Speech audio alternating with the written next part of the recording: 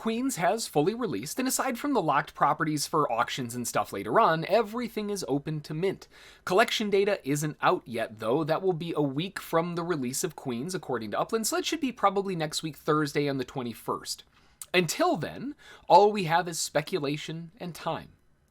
Hey there. John Henry here, ssftg. Welcome to the video. If this is your first time on the channel, welcome, my friend. I hope to earn your like and subscription today. Once everything is released, aside from the collection data, of course, we have a lot of speculation play at our fingertips. Of course, there is always the option to just do nothing and wait for the collection data to drop and then go from there, but I'm more of an active kind of investor, so I like getting my hands dirty and playing with some of the opportunities involved within. So aside from doing our homework on different zones and things, is there anything else that we can do to kind of collect data to give us an idea as to where people are generally putting their money? That'll give us an idea as to where collections could possibly land. Maybe not in a street-by-street view because there's too many, but at least from a zone-by-zone perspective. Now, thankfully, we have a lot of tools at our disposal to do this, and that creates a really huge benefit because we can go in zone by zone, or in this case, little neighborhood by little neighborhood, and see what the pricing is in each area. I actually just dropped a picture of it in our Discord chat to members. Hang on, let me get it real quick. Okay, here we go. So I just posted a screenshot of all of this in our Discord chat and got everybody taken care of for the members on that side of things. But this is going to be all of the different zones and all the neighborhoods and all of their different pricing.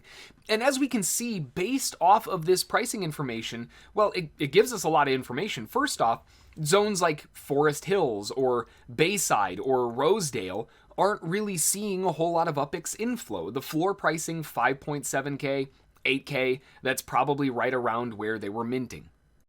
Now, keep in mind, before you go digging into these prices too much, remember this might be coming out a day or two later, and this is going to change a lot until we get the collection information out, but it's a nice way to gauge where general sentiment is. And based on pricing, we can see that Glen Oaks is definitely on the list. Neponset is definitely on the list as well, floating at around 25K. Glen Oaks is 50,000.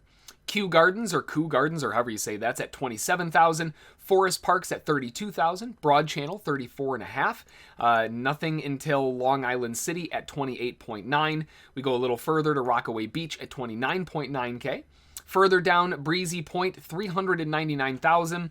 I think that's one of those areas that the only thing available is massive properties. Beyond that, Bell Harbor, 16.7 thousand. Going a little bit further, lots of lower stuff. Edgemere, maybe around the 14s, but we're starting to dip into this lower band where it's more likely that this is just the minting cost. And aside from Hollis Hills, at 19K. This gives us an idea as to where the zones of interest are right now based on the floor pricing comparative to the minting price.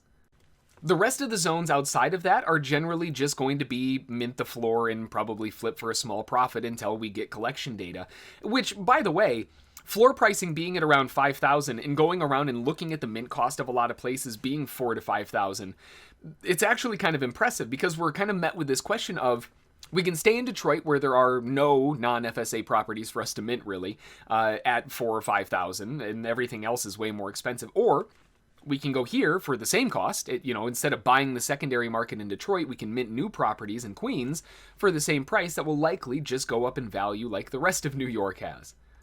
New players definitely still have the advantage in Detroit. I believe the lowest minting prices are still available in the FSA properties in Detroit. Queens, though, I did see a few that were relatively low, but nowhere near as cheap as we saw in Detroit, which would make sense. Totally different city tier.